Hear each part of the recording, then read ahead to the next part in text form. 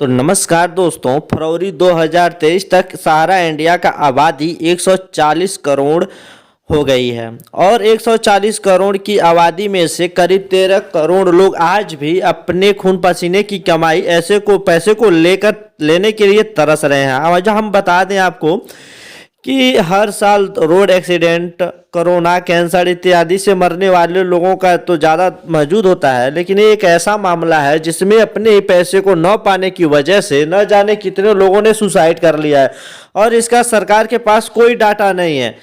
जिस team India को एक मैच में स्पॉन्सर करने के करोड़ों रुपए लगते हैं, उस टीम इंडिया को यही सहारा इंडिया अब तक सबसे लंबे समय तक स्पॉन्सर करने का रिकॉर्ड कायम रखी है।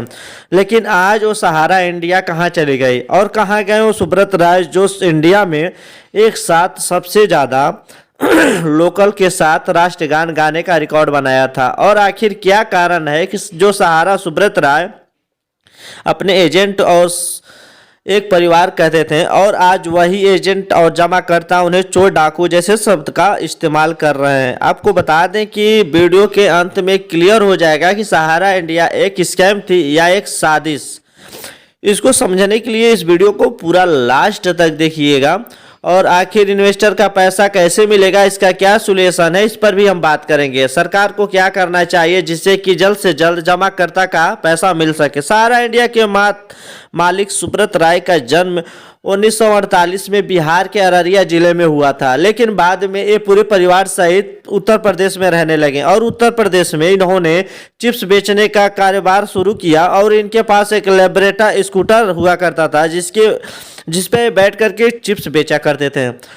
और मैं आपको बता दें कि ये चिप्स बेचने के कारोबार से कैसे 12 लाख कर्मचारी और रेलवे के बाद दूसरे रोजगार देने वाली कंपनी बन गई और शायद ही कोई क्षेत्र था जिसमें सहारा का साम्राज्य ना फैला हो। Real estate, finance, media, entertainment और मैं आपको बता दें कि ऐसे बहुत सारे जो है स्पोर्ट तक, यहाँ तक कि खुद की एयरलाइन थी। देखिए, एक समय में सहारा इंडिया भारत की सबसे ज़्यादा जमीन के मालिक बन गए थे। सहारा की अथाह संपत्ति का अंदाजा आप इससे ही लगा सकते हैं कि जब सुब्रत राय के बेटे की शादी हुई और उसमें 500 करोड़ रुपए खर्च हुआ, 500 करोड़ रुपया।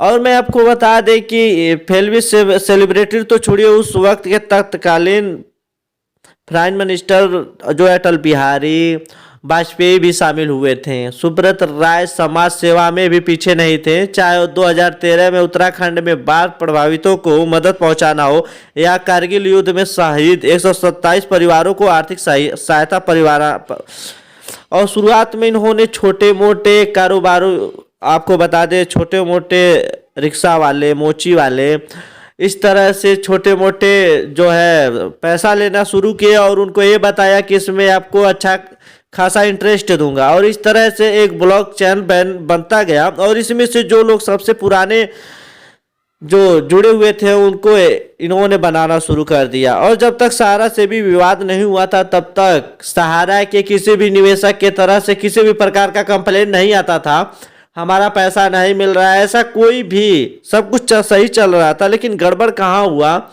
जब ये अपना शेयर मार्केट में आईटीओ लॉन्च करने की तैयारी की है। आईटीओ था, मैं आपको बता दें कि जब भी कोई कंपनी शेयर मार्केट में पहली बार लिस्ट होती है, आईपीओ लॉन्च करता है, तो उन्हें सेबी के कड़े रूल से जो है गुजरना पड़ा।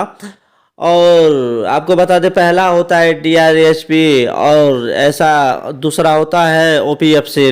30 सितंबर 2009 को सहारा के दो कंपनी, सहारा इंडिया रियल इस्टेट कॉर्पोरेशन और सहारा हाउसिंग, आपको बता दें आईपीएल लॉन्च करने की तैयारी जो है कर रही थी। आईपीओ में सेबी को पहले कंपनी का पूरा हिसाब किताब दिखाना पड़ता है और अपने कंपनी का कितना टर्नओवर है, आपकी कंपनी किस चीज़ का व्यापार करती है, ये सब कुछ पहले से ही सेबी देखती है और इसी को कहते हैं डीआरए।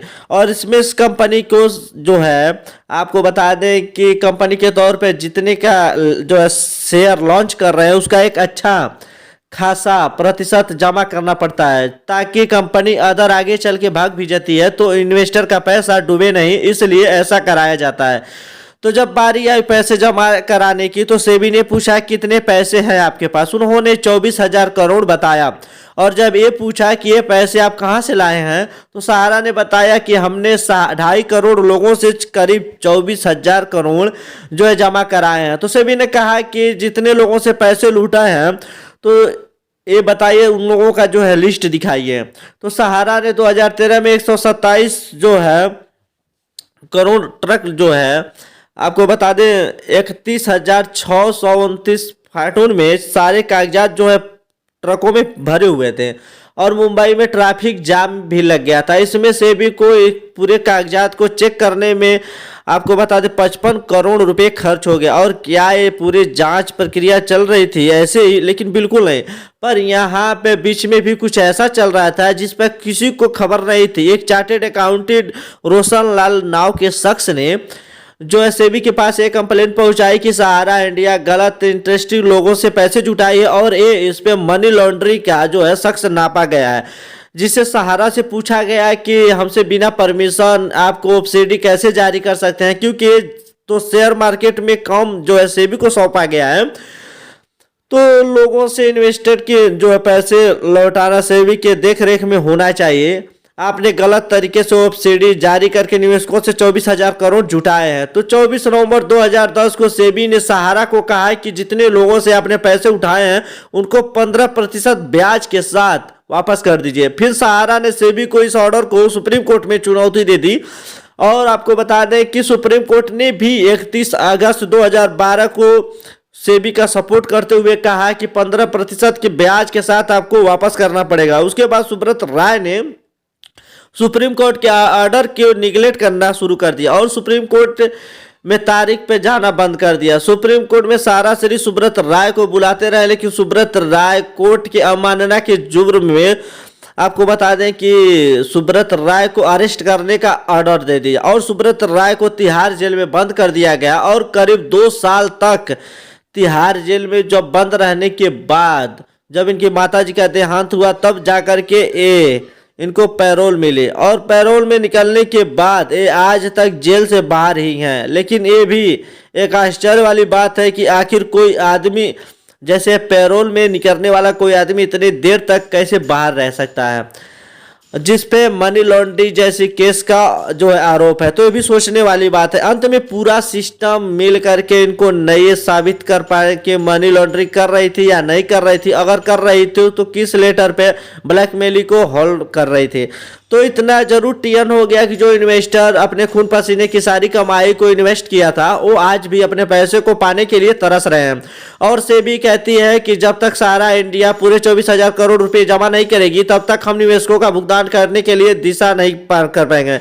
तब तक सुब्रत राय कहते हैं कि हमारे जो 15,000 करोड़ रुपए सहारा सेबी आपको बता दें इस पे अकाउंट में जमा किए, तो अब तक वो जो है ब्याज सहित 24,000 करोड़ रुपए से भी ज्यादा हो चुका है। तो क्यों ना सेबी उन निवेशकों का भुगतान उन पैसे से कर देती है।